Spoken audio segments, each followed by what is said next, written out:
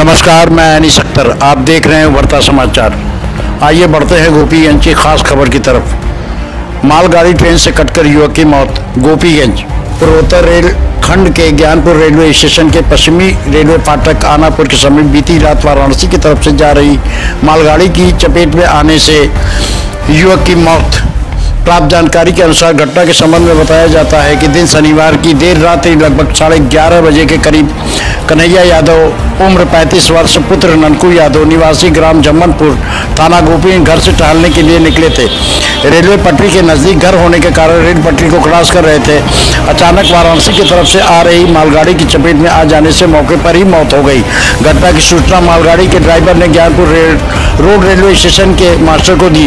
वहां पर मौजूद लोगों ने मौके पर पहुंचकर कन्हैया यादव पुत्र ननकू यादव के रूप में पहचान की।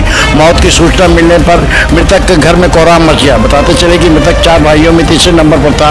उसके 2 पुत्र हैं। वह मुंबई में रहकर पेंटिंग का कार्य किया करता था। इधर कुछ दिनों से घर पर ही रह रहा था। रेलवे पुलिस ने शव को कब्जे में लेकर पोस्टमार्टम हेतु भेज दिया।